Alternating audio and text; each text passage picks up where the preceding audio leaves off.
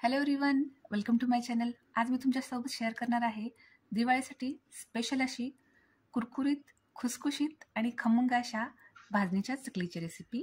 ही माझ्या सासूबाईंची एकदम special recipe आहे. चला मग सुरुवात करूयात रेसिपीला. तर इथे सर्वप्रथम आपल्याला भाजणी करायची आहे.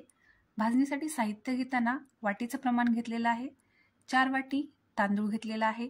तांदूळ हा रेशनचा किंवा सोना मसुरी किंवा कोणताही कोलम तांदूळ घ्यायचा आहे. त्यानंतर 2 वाटी चना डाळ घेतलेली आहे.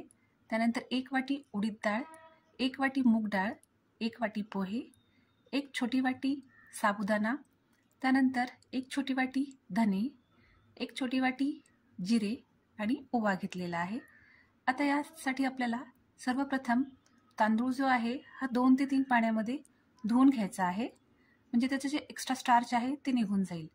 जर तुम्हाला इन्स्टंट चकली बनवायची असेल तर तांदूळ नाही धुतले तरी चालतील, स्वच्छ कपड्याने पुसून घ्यायचे. आता तांदूळ स्वच्छ धुवून झाल्यानंतर एका सुती कपड्यावर अशा प्रकारे पसरून ठेवायचे आहेत आणि छान 1 दिवस तरी सुकवून घ्यायचे आहेत. आणि बाकीच्या डाळी ज्या आहेत त्या स्वच्छ कपड्याने पुसून घ्यायच्या आहेत. डाळी आम्ही इथे धुवून घेत नाही, फक्त स्वच्छ कपड्याने पुसून घेतले तरी चालतील. आता हे सगळं साहित्य तयार आहे, तर आपल्याला भाजून घ्यायचं आहे. भाजताना गॅस लो फ्लेमवर ठेवायचा आहे आणि एक एक करून सगळं साहित्य छानपैकी भाजून घ्यायचं आहे. त्याचा कलर चेंज नाही व्हायला पाहिजे, फक्त छानपैकी त्याच्यात कुरकुरीतपणा येईल अशा प्रकारे भाजायचे आहेत. तांदूळ झाल्यानंतर डाळीसुद्धा सगळ्या भाजून घ्यायच्या आहेत एक एक करून. फ्लेम ही लोच ठेवायची आहे. डाळी करपायला नकोत किंवा त्याचा फ्लेवरही चेंज व्हायला नको. अशा प्रकारे एक एक करून सगळ्या डाळी पण छानपैकी भाजून घ्यायच्या आहेत.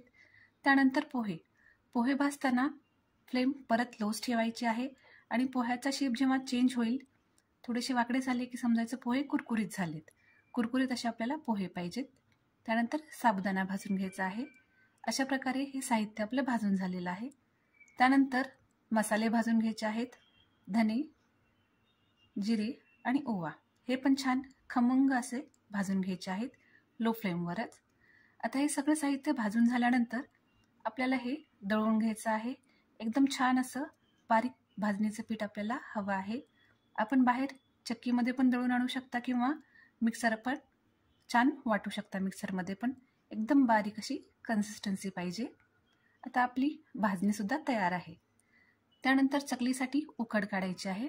उकड काढण्यासाठी एका पातेल्यात साधारण 2 वाटी पाणी घेतलेलं आहे आणि पाणी गरम करायला ठेवायचं आहे. आता इथे आम्ही ओवा टाकलेला आहे.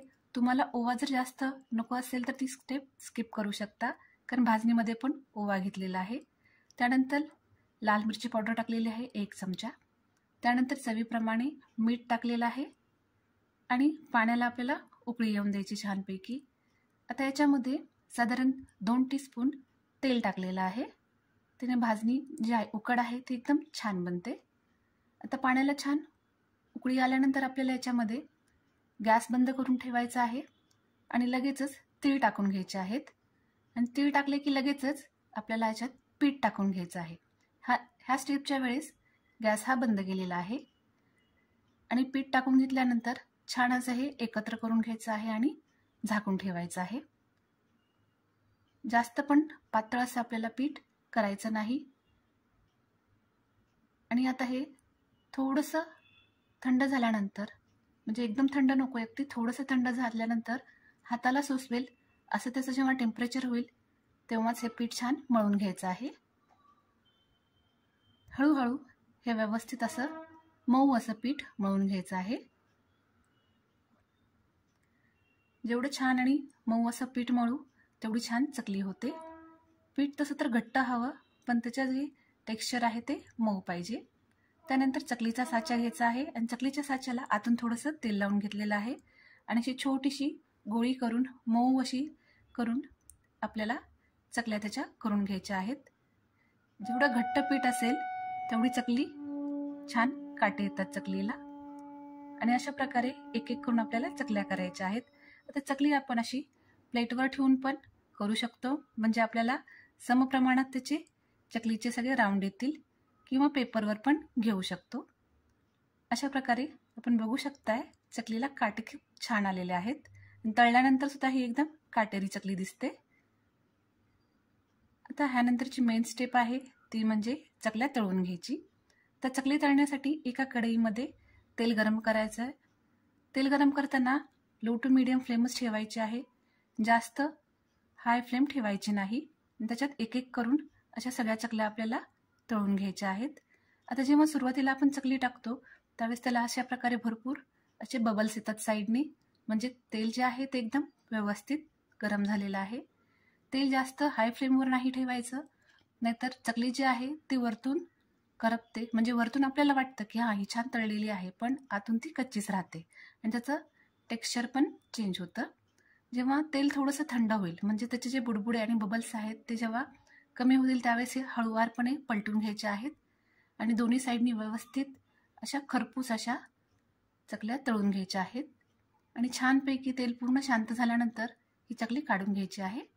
पण बघू शकताय किती छान चकली झालेली आहे.